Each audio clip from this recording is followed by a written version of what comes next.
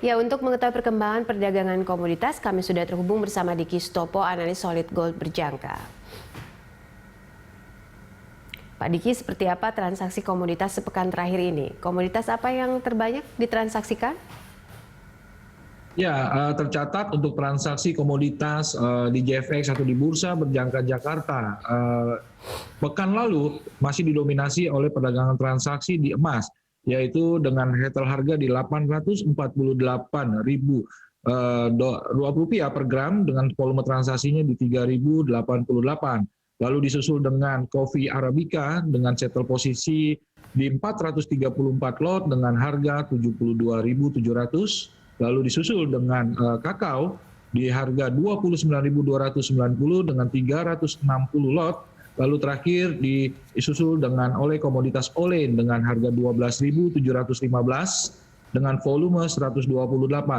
Namun di Senin ini, di awal pekan ini masih didominasi oleh transaksi di komoditas emas, yaitu dengan harga Rp845.300 per gram, terpaut minus Rp2.700 per gram dengan 596 lot transaksi. Lalu juga disusul dengan kopi Arabica yang ditransaksi perdagangkan sore hari ini 120 lot dengan harga kenaikan di 73.050. Begitu Mbak Popi. Baik, untuk pergerakan olen sendiri seperti apa Pak dengan sentimen COVID di India saat ini? Ya, yang seperti kita tahu bahwa India adalah pengimpor atau pemasok olen atau CPO terbesar di dunia yang sekarang sedang dilanda untuk kasus COVID-19 yang cukup signifikan, yang menyebabkan India sendiri lockdown selama 6 hari. Jadi dengan kondisi seperti ini terjadinya pembatasan dan juga menghambat pemasokan untuk olen sendiri.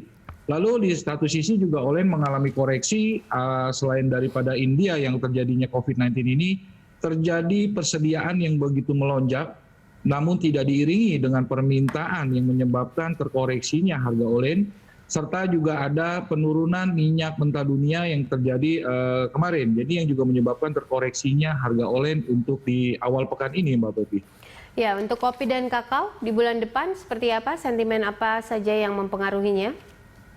Ya, kalau untuk kopi dan kakao justru sebaliknya ada terjadinya kenaikan. Kita melihat bahwa di kuartal 2 2021 memasuki untuk komoditas kopi dan kakao mengalami lonjakan yang cukup baik. Nah, kalau misalnya kita lihat untuk futures di bulan depannya adalah untuk kopi sendiri naik 2,35% untuk menjadi $138.5. Lalu untuk kakao sendiri ada juga kenaikan untuk di bulan depan di $8 menjadi $2.450 per ton.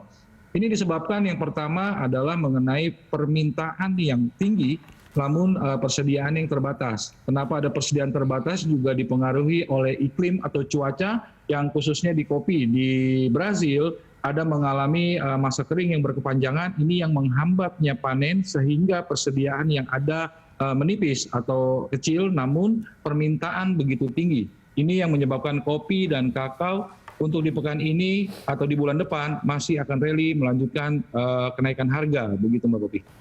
Ya, saran mungkin untuk pelaku pasar hingga akhir pekan ini seperti apa rekomendasinya? Terlihat kalau misalkan kita agenda untuk di minggu ini adalah mengenai The Fed nanti hari Rabu atau Kamis dini hari, yang ada agenda untuk meeting yang membahas mengenai inflasi dan juga tingkat suku bunga. Nah, ini juga yang perlu kelihatannya ada sentimen positif khususnya untuk komoditas emas. Apabila misalkan inflasi ini masih tetap berlanjut, di satu sisi The Fed tidak juga menaikkan tingkat suku bunga atau bertahan dengan suku bunganya yang jangka panjang ini, kemungkinan akan positif bagi emas untuk melanjutkan kenaikan harga untuk melewati tembus di $1.800 per troy ounce. Itu Mbak Popi. Baik. Untuk rekomendasi safe haven emas dan juga dolar hingga akhir pekan ini seperti apa? Untuk dolar sendiri memang sudah mulai melandai atau terjadi koreksi diiringi dengan yield obligasi yang tenor 10 tahun pendapatan serta transaksi di atas 1 juta US dollar. Inilah kebijakan yang memaksa para investor untuk beralih atau hedging mengambil salah satu instrumen yang dirasa aman adalah salah satunya safe haven emas, Mbak Popi. Baik, ekspektasi rapat The Fed dan juga pengaruhnya untuk komoditas jangka pendek seperti apa Pak Diki? Kalau misalkan dari kacamata global, ekspektasinya adalah Amerika untuk bisa menaikkan tingkat suku bunga karena melihat laju inflasi yang lebih cepat dan sudah tidak terkendali lagi, ini yang bisa berefek banyak juga untuk perekonomian global lainnya. Namun apabila ekspektasi ini ataupun The Fed masih bertahan dengan level suku bunga rendahnya tanpa ada tapering dan juga tanpa ada juga menekan laju inflasi, kemungkinan pengaruh terhadap komoditas jangka pendek ini akan terus di emas khususnya ya, akan bisa naik kembali ataupun melanjutkan kenaikan hingga level tertingginya.